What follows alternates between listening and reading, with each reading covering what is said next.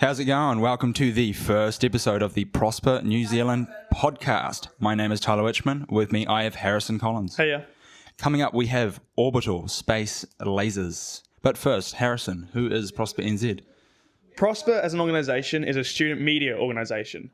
We have the focus on New Zealand politics and issues that shape the future for young people. As an organisation, we believe that young people should be informed, engaged, and confident in political discussions. From all sides of the political spectrum. We're not taking party lines. We're not producing partisan sound bites. Instead, we're aiming to create a dialogue and discussion around the issues that are currently facing New Zealand, seeking ultimately to explore perspectives that will contribute to a balanced, sustainable, and prosperous future for all.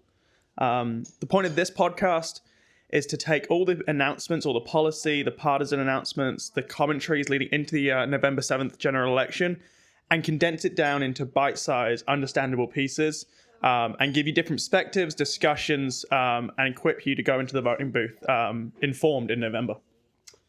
Yeah, I think the real motivation that drove us to do this was the lack of interest of young people in the political system, and neither of us necessarily think that you should have to have it thrown down your throat every day, but the fact of the matter is that if you don't engage and don't vote, they don't have to represent you, and therefore they won't serve you. So we're just wanting to build a young involvement in politics, really. Yeah, political apathy is the death of democracy. Yeah.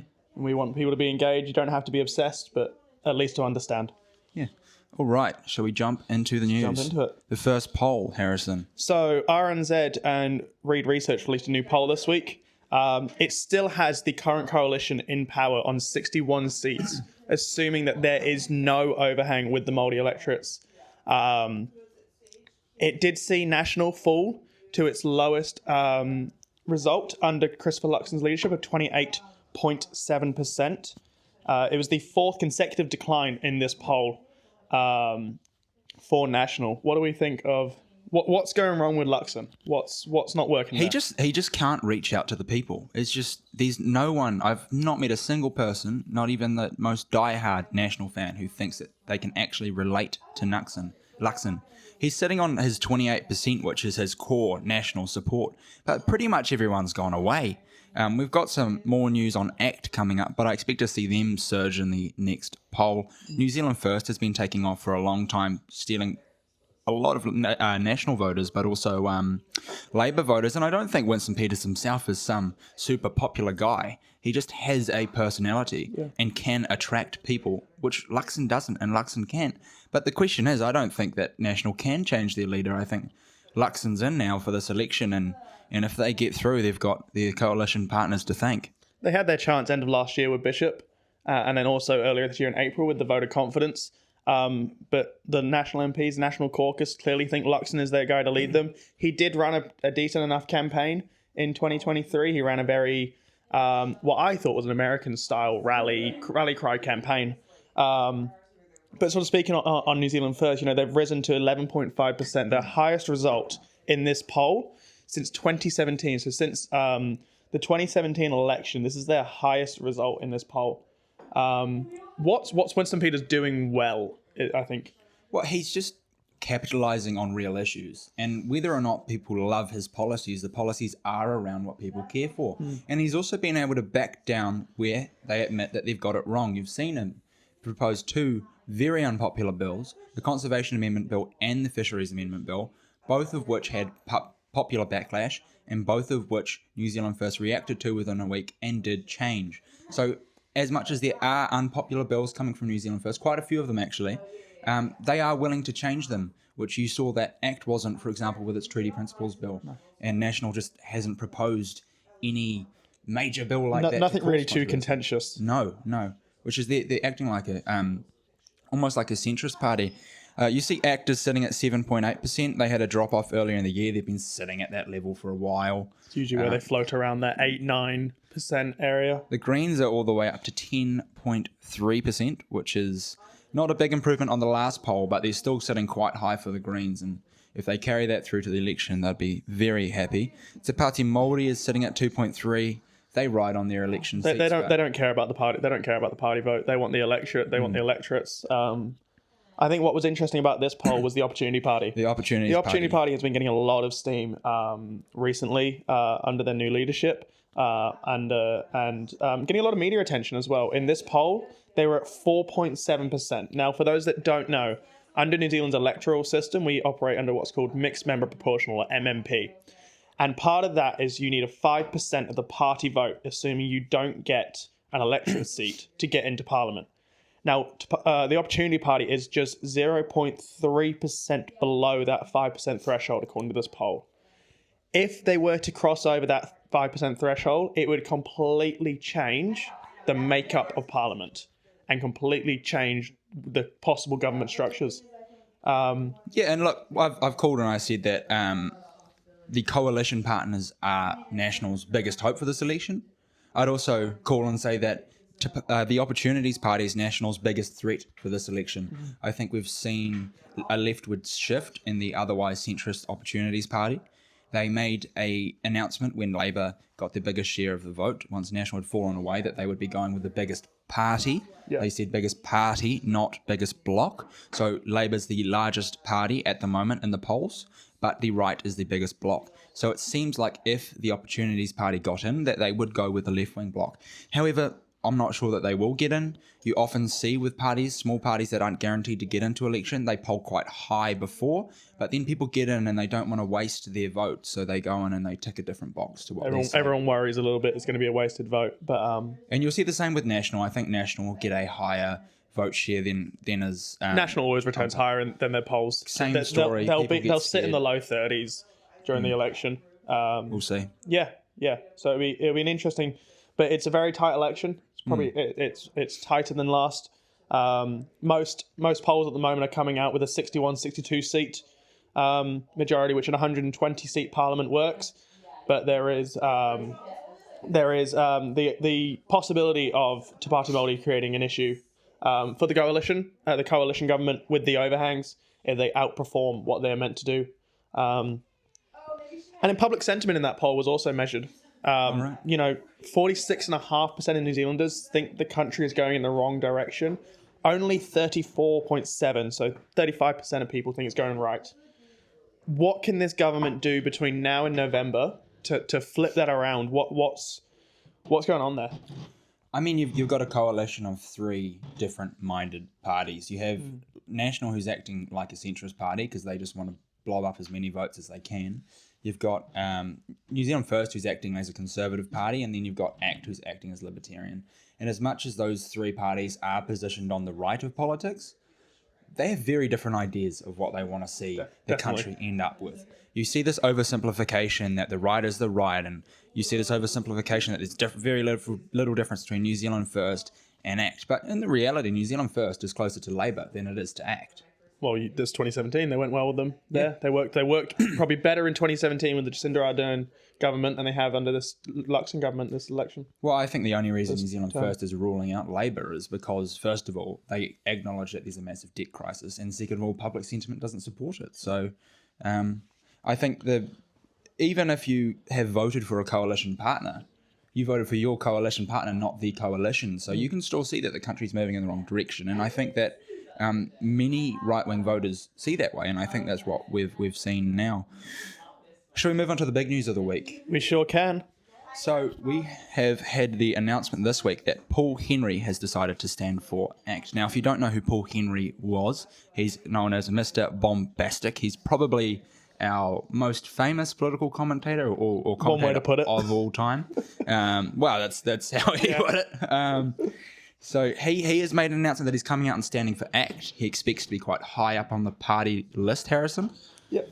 Yeah, well, he originally, back in the 1999 election, I believe it was, he stood for National. And now he's come out and stood for ACT.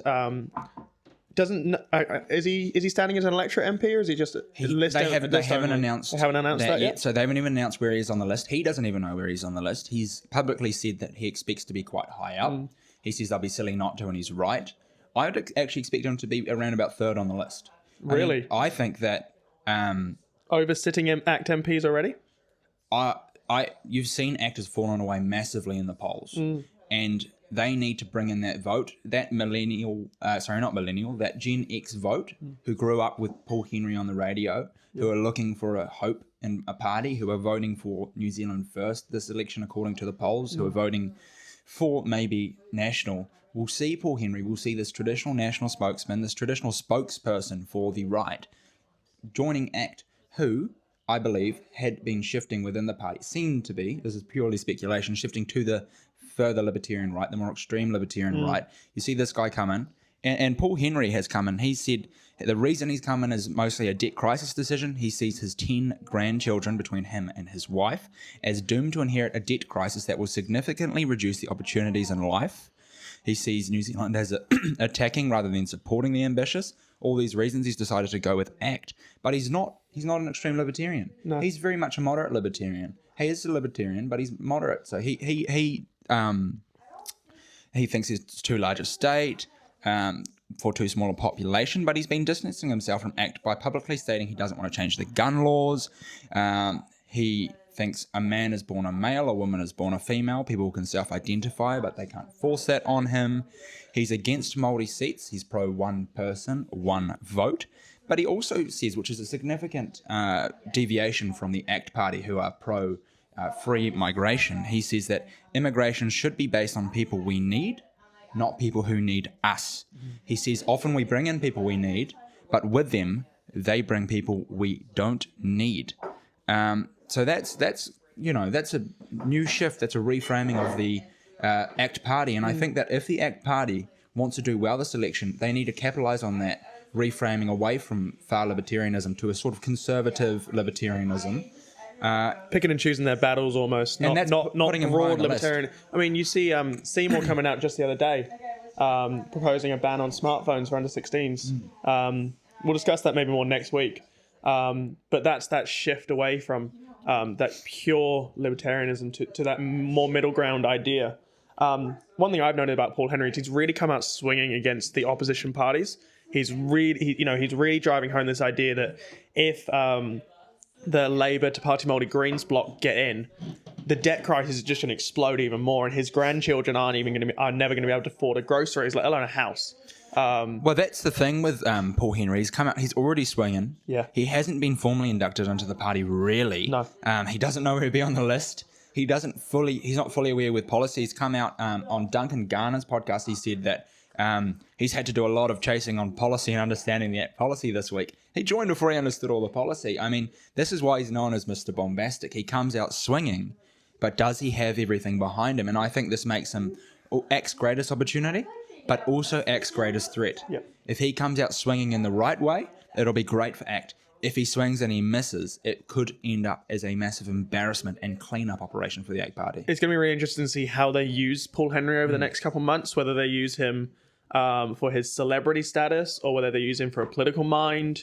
Where do you think the benefit is there? I mean, you've got a bit of both sides. I think Paul Henry has a better connection to Upper New Zealand than anyone else in the ACT Party, ironically, given that they have the highest support of the highest wealth individuals in the country. He is one, right? Yeah. So he's going to reframe for that. But he's also not just, he's claiming, and I actually do believe him for now, that his goal was motivated by his grandchildren and the debt crisis. So he claims to actually be thinking for future generations. I hope that's the case. But so I think that outside connection in terms of the way they frame policy is useful. I don't think he'll be useful for making policy. No. I mean, Paul Henry's notoriously hard to get to sit still. He's going to have to be coming into Parliament, sitting in the debating chamber until 10 p.m. Expect to see him getting kicked out quite a few times, I reckon. Oh, yes. Here's your sandwiches for dinner.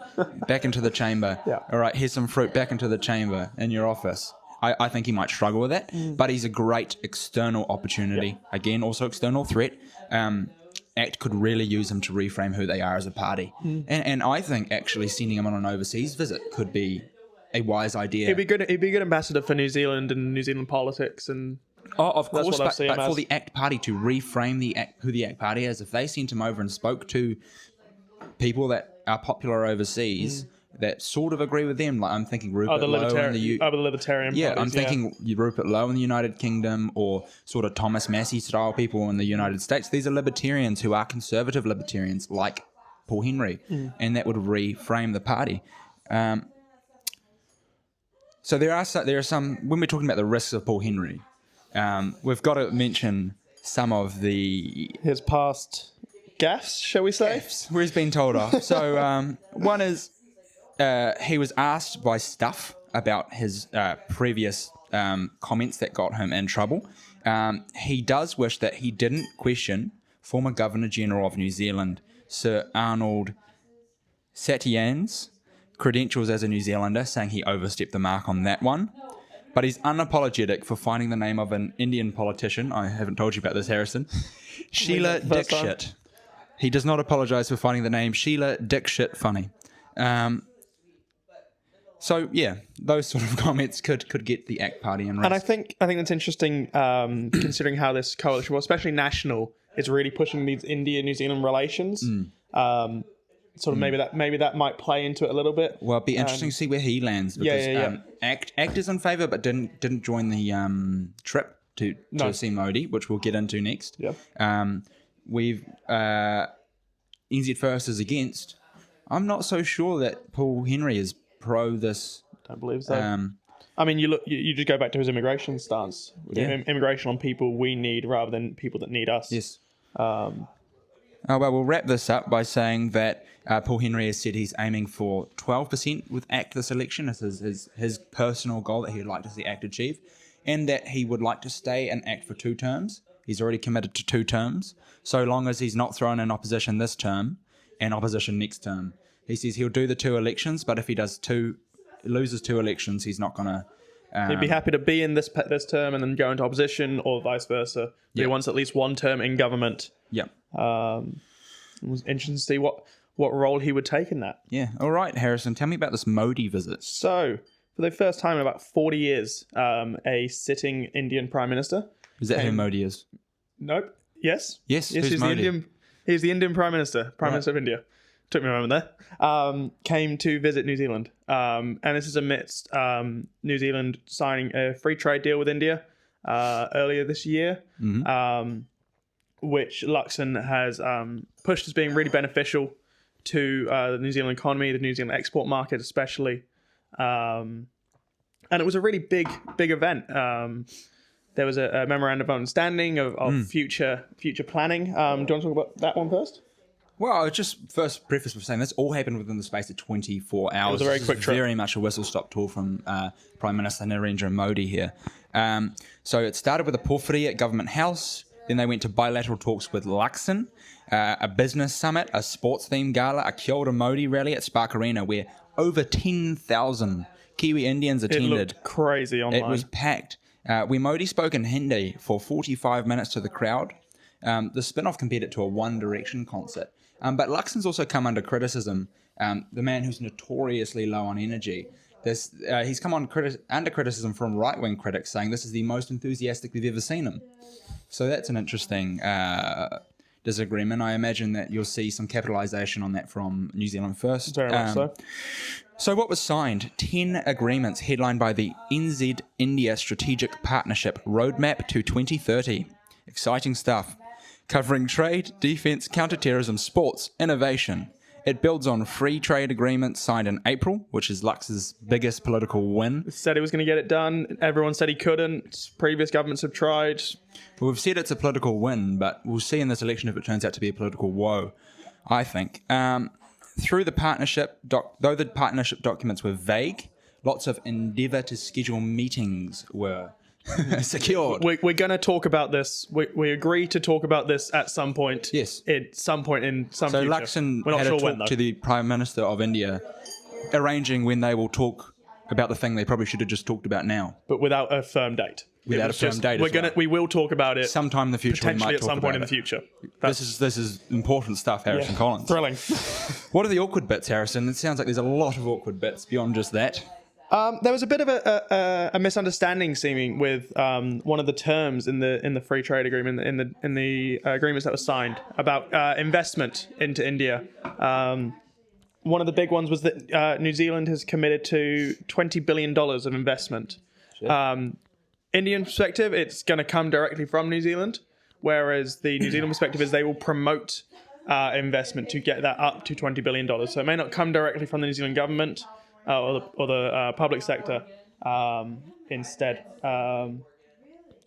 What you keep bringing up New Zealand First opposition? What's do you want to explain that? What that is? Well, NZ First is completely opposed to the immigration provisions. It started earlier this year where the immigration provisions seemed like they would allow skilled professionals to come over with their immediate family. Now, there's no definition of immediate family. There's no definition of what any of that meant. National then came out and said, no, that's not the case. I think the Indian representative in New Zealand at the consulate has been not very helpful. She doesn't seem very clued in, Harrison. No. I've listened to many interviews with her, and she hadn't even spoken to Modi before he came on the trip. It's a bit interesting not to touch base with your ambassador. The Prime Minister of India came to New Zealand and didn't talk to your ambassador first. His ambassador, his representative in New Zealand. Representative, sorry. Yes. So that's a questionable thing there, and I think this comes down to a lot of the misunderstandings when the Indian ambassador to New Zealand doesn't even understand India's perspective or New Zealand's perspective completely, and she's there trying to defend India's perspective but can't actually say what it is. I think this is just a complete miscommunication for both sides here, and I think it's a huge miscommunication, obviously, for the coalition, because the coalition isn't completely in favour. And I don't know, I speculate, pure speculation, but it's almost certain that there are many national ministers who don't support this bill either.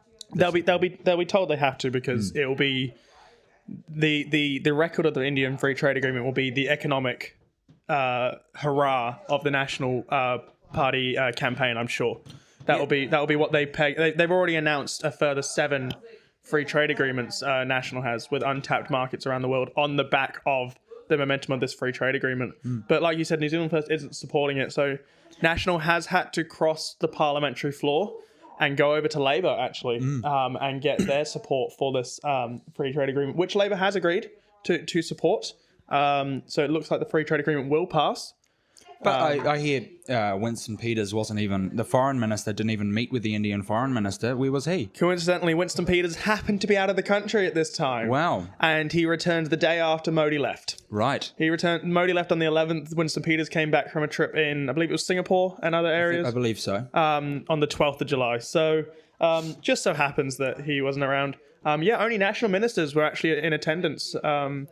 Even other coalition partners. I think it's important to mention as well that it's not just New Zealand First who's making a fuss about this. You have a couple more groups of different opinions protesting all over the this spectrum visit. there. So Indian progressives were outside Spark Arena protesting Modi's Hindu nationalism and record on free press and minorities, particularly supporting the independence of a Sikh state. There are a group of Sikhs who are in, I believe, northwestern India. Sounds about right. Who would like an independent Sikh state.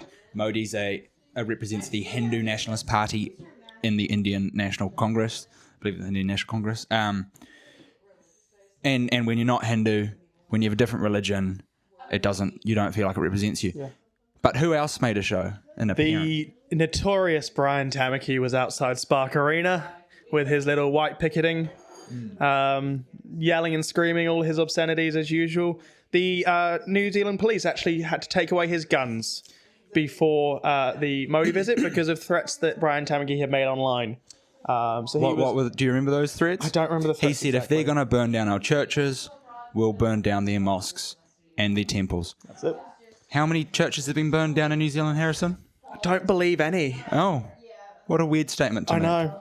And then he was complaining that he got his guns taken away. Yes, he was not too happy about that. But he was outside Spark Arena with a separate, unlinked anti-immigration protest, which shows, I think, the divisiveness of Modi as a character. You've got the progressives and also the anti-immigrations. You got different sides, different issues that he's causing a bit of woes with, issues with. Can't please everyone.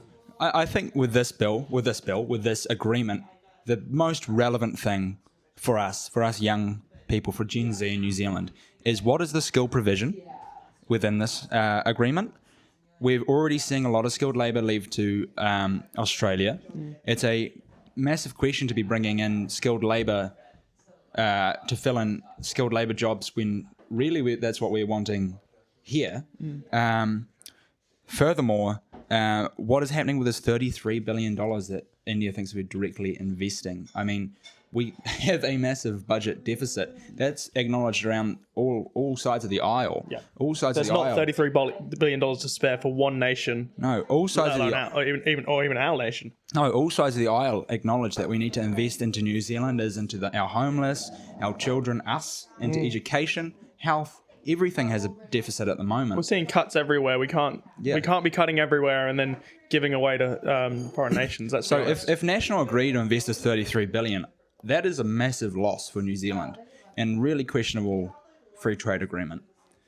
One does question whether that wording needs to be shored up before it does pass through and becomes legislation. I don't think that in national fashion or Labour fashion either. They won't want to admit that they've gaffed. They won't do anything until after the election. No.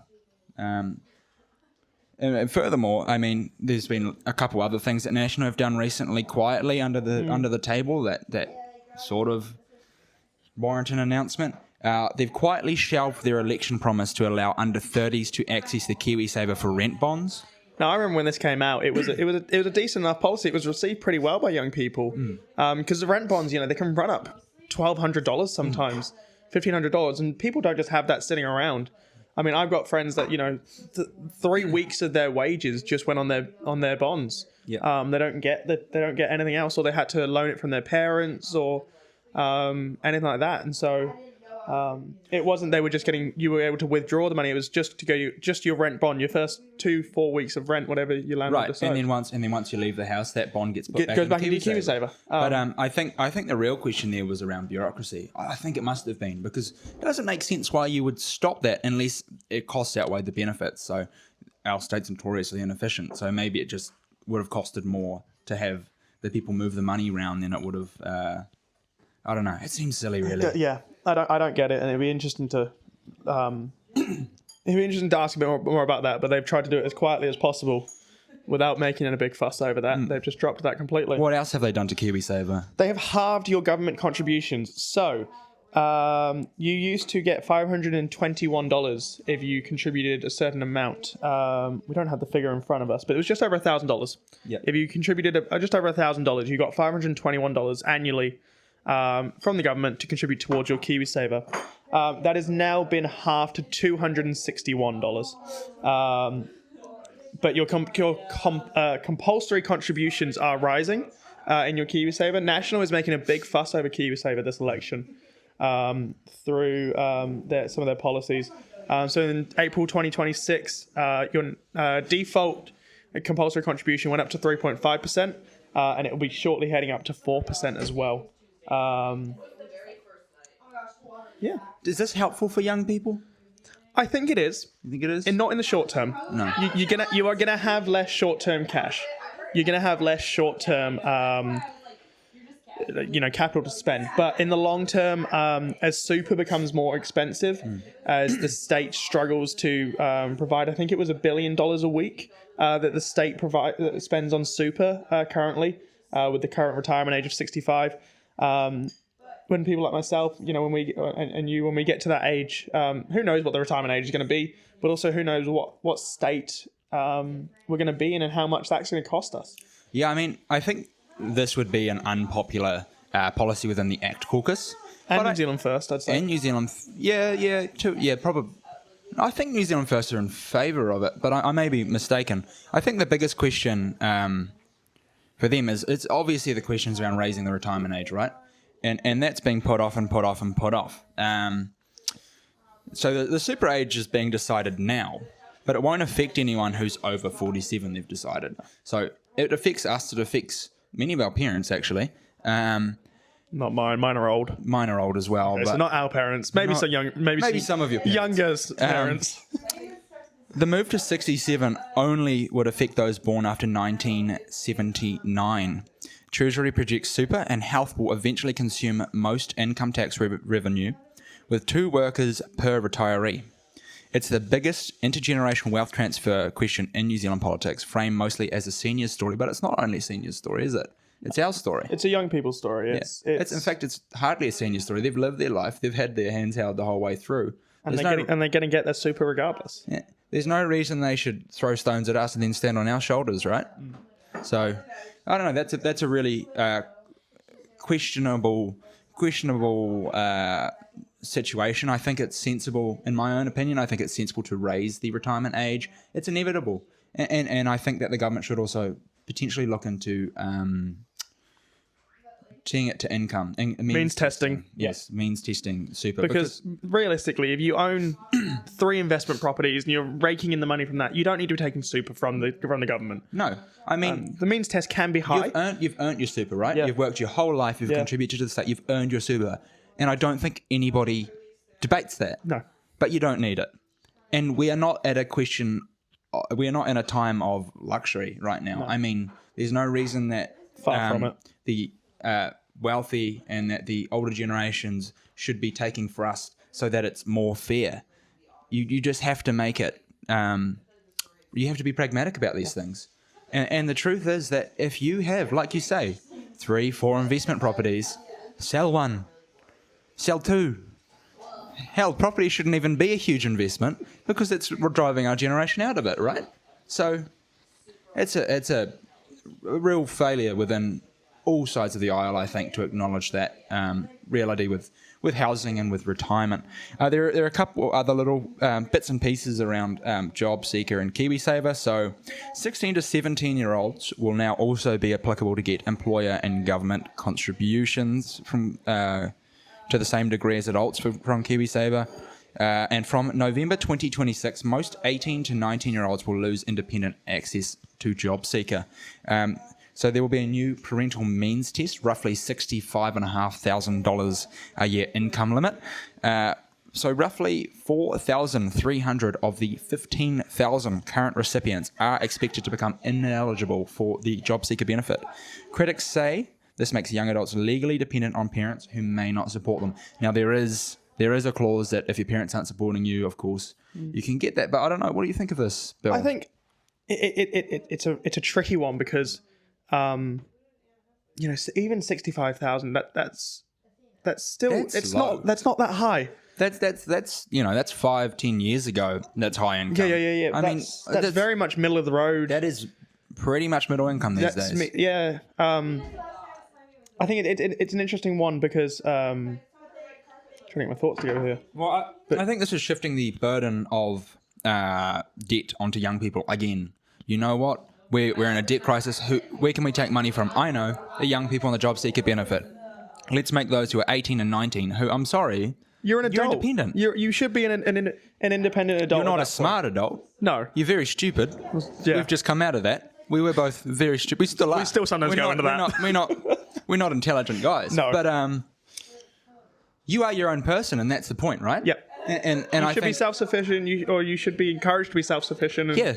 You should encourage people to be off the Job Seeker benefit, but you can't take it away because their parents are middle income. Excuse me? Yeah, no. It's ridiculous. I do agree with that one. That just seems punching down instead of solving the problem to me. I think it was a national policy. It's a national policy. Yeah. I do think some of their incentivizing of getting people off the benefit has been really good. Getting people back into work. But no, just kicking people off for the sake of kicking people off. That's not what the government's there for. The government's not there. It's not just kicking people off, it's kicking us off. Well, yeah. That's the thing, it's kicking young people off. They're kicking young people because you don't vote, right? They're going for the older voting demographic. They're going for the people they know they're not going to get your vote. Retired people have got nothing else to do. They're going to tick boxes when it comes election time. Low-income young people are not Nationals voter base. They honestly could not care. Well, first of all, many of them don't vote because they're disillusioned with politics. And they, it's a process to get there when you feel like no one's there to actually fight for you. So it's an easy group to punch in the face, really, when you want to take some money. Yeah. Anyhow. And young people are still leaving the country by the looks of it. Yes. Still leaving the country. Yeah, it's a bit of the brain drain still going on. People are still heading out. 40% of long-term departures are young people, are 18 to 30-year-olds. With 25-year-olds, the single biggest group, so not far off where we are. No, we've got 5 more years till we're living in Australia. And allegedly, we're statistically out of the country. Prosper AU.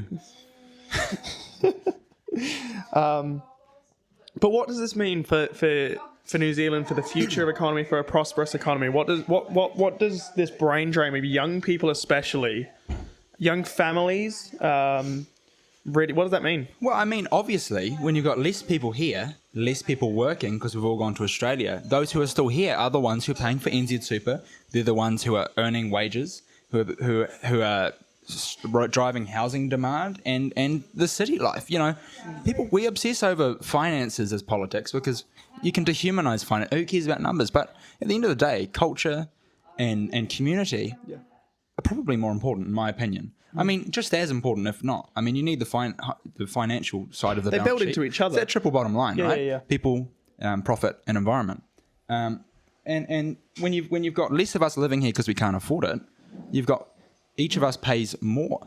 So if you decide you love New Zealand, which I think all of us do, but you love it so much you want to stay in New Zealand and not go to Australia, it's a similar culture and earn more money, you're gonna be taxed for it essentially. Whilst the elderly still have their 65-year-old retirement age, still no means tested on super, still own all the property, and the property's going to get more. We're not going to get more affordable.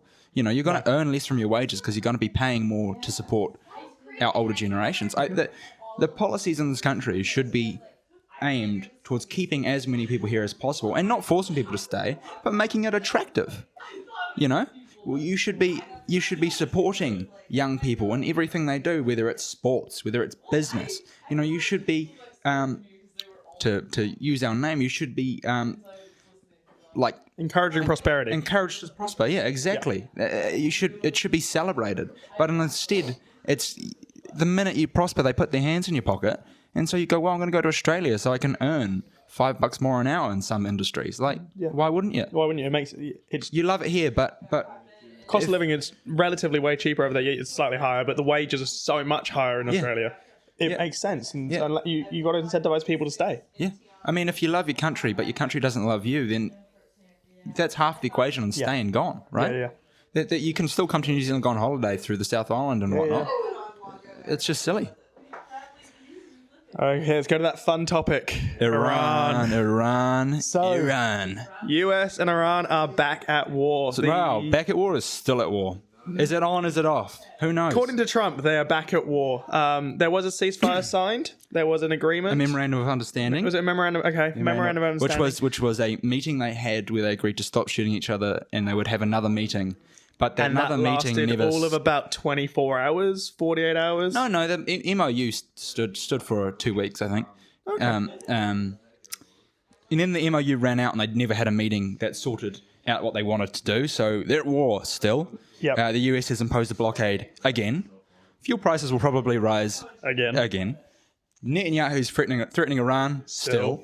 And somewhat new news, whether he's like, you know, when you love someone, you stop that, or whether he's actually going, stop that. Who knows? But Trump urges Netanyahu to withdraw troops from the non-combatant countries of Syria and Lebanon. Bibi wants to establish security zones along his border. So these are like buffer zones. You're thinking around Gaza or maybe the Cyprus UN buffer zone, where Israel builds a big bit of land with the fences to stop people from attacking them. You know Trump loves his walls. Yeah, they'll be conveniently probably a bit further into Lebanon or Syria than the traditional border. But yeah, that's the news. Shall we move on? Yeah, don't want to talk about Iran too much. About this. What did they do in the? We'll switch topic. We'll go to the US politics for a little bit here. All right. What happened in the US Congress the other day? Well, Thomas Massey, who is a Republican but is the libertarian conservative Republican, who's been known for stepping out of line from the Republican base with things like trying to release the Epstein files, with being anti-foreign wars, with being anti-corruption, with being anti the US's relationship with Israel, proposed a bill to cut off aid to Israel. Now, I think I want to just mention the aid to Israel. So that's mostly military. Mm-hmm. So they're mostly giving weapons or giving money to then buy weapons off United States companies. But the point that Thomas Massey raises, first of all, is that they shouldn't be supporting the war. But he also argues that they are supporting too much, and that when someone injects cash or gives you weapons, in your life, right? If someone gives you a free car, you're going to have the money that you would have spent on the car to spend on other things. So Massey has Actually, another car. well, potentially another car, but in the case of Israel, they've got free healthcare, they've got universal education, and US is notoriously struggling with healthcare, notoriously struggling with education. So politicians like Massey argue that by funding weapons, this is actually allowing Israel to have all these qualities that at the end of the day Americans are paying for, and that he would like to see go to Americans.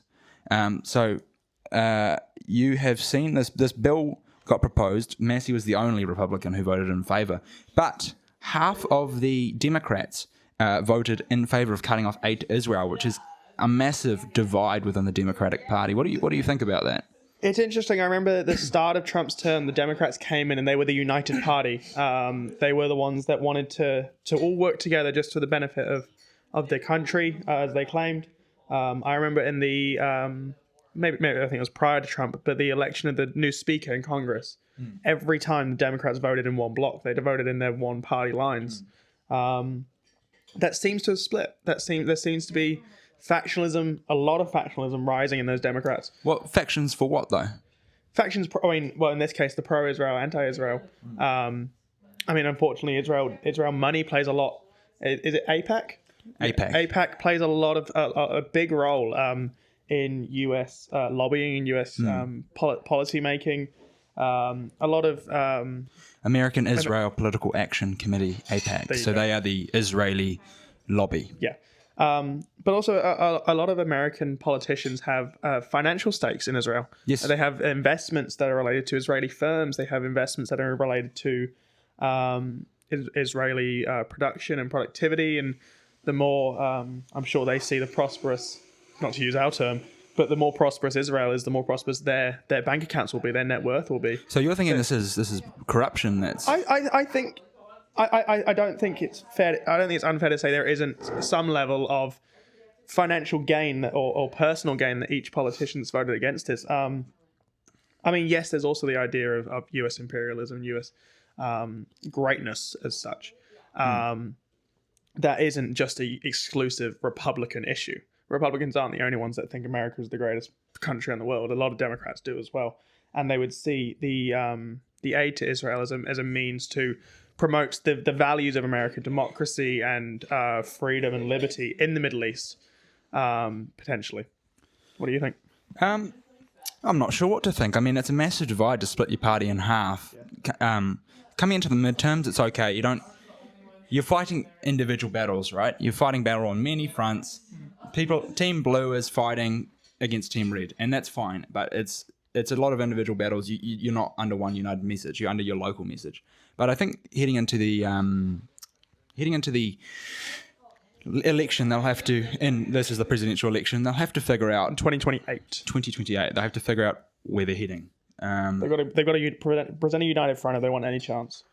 Yeah, I mean, it depends who they're up against, obviously, and everything's wishy-washy post-Trump. But yeah, we'll just have to see, really. I think obviously the war in Iran and everything's unpopular. Israel is increasingly unpopular. Yeah. Even among Jewish Americans, it's losing popularity. And I think it's posturing and has created danger for many people, particularly Jewish Americans and Muslim Americans and Jews and Muslims across the world. I think it's just a notoriously unpopular state, and it's growing. And either they have to pump a massive, which they already are, pure spec, but they are pumping a massive propaganda campaign to make themselves popular again across the states. But you see Israel's heading towards India, actually, to partner with India to make up some of this US loss that they may have. But they're also trying to embed themselves into the US military system so that they don't have to go through Congress and they can just go through the Pentagon to get funding, which bypasses the need for public support. Which is terrifying. Because the Pentagon's budget is notoriously full of holes that are inexplicable. Don't think they've ever passed an audit since. No. They introduced audits for the departments, different, maybe just Department of Defense or different departments, and in 2018, and the Pentagon has never passed an audit. There is always money missing. Well, it's national security, is what they say, Yeah, right? yeah. So anything that's unpopular, such as potentially funding Israel, Go to is the a national national security. security concern. Sorry, can't tell you. Yeah. So that's a concern. But let's move on to the exciting topic. I have never. Tyler doesn't get excited over many things as much as this, so it was quite funny to see this. But Tyler, would you like to tell us about the Orbital space lasers, dude. Go ahead. They're not lasers, They're not lasers. but So you got me excited about lasers for nothing. I'll get to that. Okay. I'll get to that. So I'll tell you what they actually are first. Right. So Reflect Orbital, which is a new company made by a SpaceX employee, has developed an orbital space mirror, not a laser. So I can check myself out from space now. This has been approved by the US Federal Commerce Commission. These mirrors will sell sunlight on demand, reflecting rays of sunlight into areas of the Earth under the cover of darkness, otherwise known as Nighttime. From their website, imagine the endless possibilities when sunlight is not limited by geography or time of day as it has been for millennia. A search and rescue team locates a missing person in minutes. A city has safer, evenly lit streets without the carbon emissions. That's concerning. Construction projects complete in half the time with teams able to work through the night safely. They have a list of benefits on their website as well. It's on demand and can be turned off at any time. The world will have an adjustable brightness level. The world, the Earth, wherever you are, your home, Just like your on your backyard, phone, how you can turn it up and down. will have an adjustable brightness level. That I can't Great. see a problem with that. No, No clearly not. ground infrastructure required. Sustainable. It's sustainable and responsibly deployed. It's definitely sustainable. Is it sustainable? It's probably, they say so. Okay, They it must said be true then. It must be true. And then it will have a precise, uniform delivery. So what I'm hearing is bye-bye night sky. They're also going to build the solar panels. So Oh. that's one thing, is that they're going to be using it for solar. So solar panels. At least it will gets be- rid of one of those. But the big criticism of solar is it can only be used when the sun's up, But the sun will always be out. But now if the sun's always up and the sun's always pointing at the solar panels, So you'll never have a night sky again, basically. when do we Because- sleep? Huh? When do we sleep? When do we sleep? In the day, but not the day. The night day. In the mirror day. Okay. And this is the live studio audience. Basically, this is the beginning to the space laser tech tree. Have you ever played a game where you've got that tree where you start in something nice? So this isn't really nice, but you start with the mirrors that grow crops all year round, all times a day. You've got solar panels, and then it ends with a space laser that, when you say something wrong, zaps Gets you zapped. through the roof. So it's not yet space lasers, but it will No. be. We'll get there. We'll I get can't there. see a problem with this. Really? I can't see a problem with No. this. I don't think You want that, permanent day, do you? I don't think that a city that has safe, evenly lit streets without carbon emissions, so it's always daytime, I don't see a problem with it. I think the plants will be fine. I think we'll be fine. I think, like, things like skin cancer aren't real, obviously. No, Like, that's never. not going to be a risk. Construction projects complete in half the time, so you'll be working all day. And a search and rescue. You won't have to sleep. No. 24 hours. And once again, who needs sleep? Yeah, you have your energy drink, your protein bar, Yep. and get back at it, Tiger. And a search and rescue team can locate a person in minutes.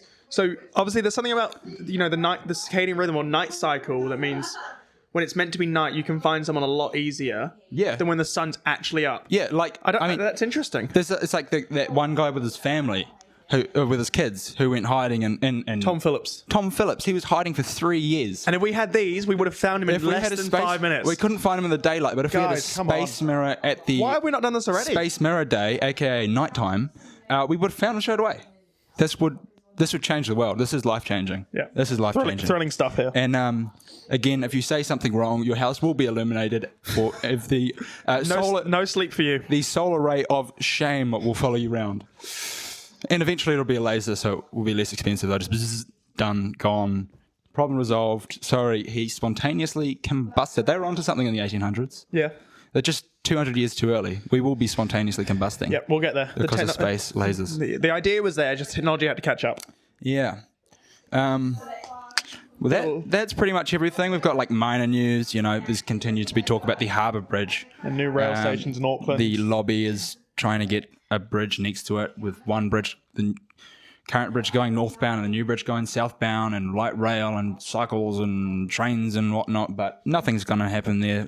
We procrastinate everything as well. Politicians do. Yeah. So it's been talked about for decades now. Oh, this is clearly a 2029 election issue. 100%. Why would we get on this now? No. Let's evaluate two options. Let's not evaluate all of them, and let's sort in 2029. Sounds good. When it comes to public transport, though, we are seeing a bit of a movement. So 2 new rail stations in Auckland, which are opening, Drury and Pairata Rise. So that's genuinely a positive movement. If you believe that public transport's a good thing, which I think we're coming around to realizing that maybe purely car centric isn't the best way. Even if you have people who are further public transport, people who are further independent mobility through cars that not everybody can actually use as independent mobility. But regardless, I think this is a good movement. It's a question: is this a public transport movement or a blip? So I've compiled a few different public transport projects to see if it is. We've had the Southerner train between Christchurch and Invercargill. I don't think that'll last financially. I think our tracks are too narrow, too slow, and too expensive. The cost of those tickets are like $80, I think. No, they're not affordable. They're not affordable, so that's going to shut down. There's a new Eastern Busway in Auckland, though. I've driven this road, so this is around where I am. Yes. And it just causes so many issues. The buses go past empty, and all the cars are just sitting there at standstills. It's not done yet, though. No, but it's been going on. Even the areas they have finished, it's not working. You reckon? No. I mean, I wouldn't jump the gun there, purely because I've grown up on the North Shore of Auckland, not your east. No, I've grown up on the east side of Auckland, where it's growing. So when we had the Northern Busway built, everyone was like, "Why didn't you just give us a train? This is pointless." The North Shore of Auckland's in a straight line. Rail is quite good at going in a straight line. But anyway, it's like it's what it's good for. You'd think so, but anyway. The Northern Busway has actually been a success, quite a large success, I think. Its choke point is the Harbour Bridge. Had it not been for the Harbour Bridge, that thing would be pretty rapid. I'd start in the Albany station, so the end of the line, apart from the few that go to East Harbour. And the middle of nowhere in the North Shore. Yeah, sure.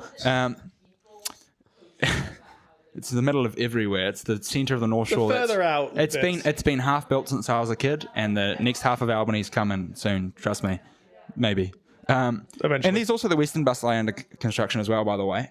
I think hopefully this is it. Watch this space. You think? I think hopefully it'll be good. I mean, the difference is that the Northern Busway is completely grade separated. It runs alongside the highway. It doesn't cross the road at all anymore. It used to get to Albany. Whereas the Eastern Busway does. Except for exactly. The Eastern Busway does sort of weave through traffic in certain areas. I mean, there are overpasses and whatnot. It's rearranging the streets, but I think that there are ground level intersections where the bus goes, and which we don't have on the North Shore. So I mean, I hope it's a success personally, but it'd be great if it is. But we'll just have to see. From an anecdotal perspective, so far, not so much. Obviously, CRL opens soon. That's August something. I don't know. No, September.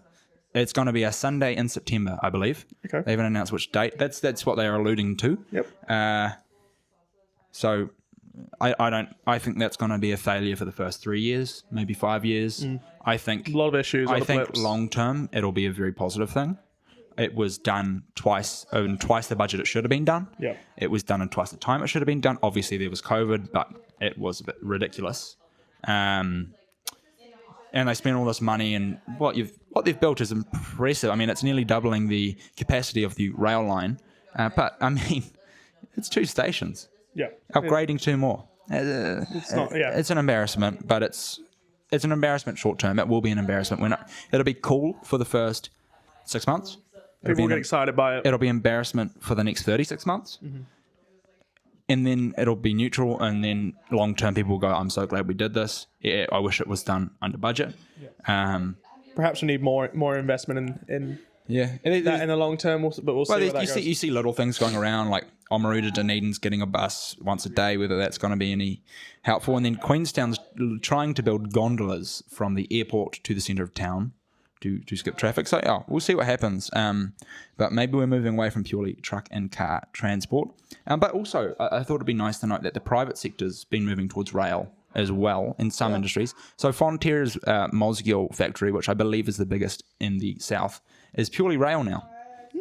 There's no trucks that come in. Purely rail. So, it'd be interesting to see the direction that they go in, but obviously a lot will hinge on whatever happens with the new local bodies. Yeah, the new amalgamations and all that. Which will be announced pretty soon. Yeah, we'll discuss that in coming weeks probably. Yeah, in the coming weeks. See who gets cut, who stays. I imagine that nothing would change until the next local body elections. No. But They surely have to get voted on, but hey. Or they'll decide to change the local bodies. The government will change and the local bodies will stay as they are. Who knows? These things happen. Three waters. Shake up. Every time there's a new government, they change everything. And ultimately, what the only result is that we waste money. It's usually how it goes. Really and then they wonder why we're in a debt crisis. Yeah. Well, I think that wraps us up. That's us, yeah. So thanks for watching. We'll thank see you you for next joining us, time. and we'll see you next week. Bye.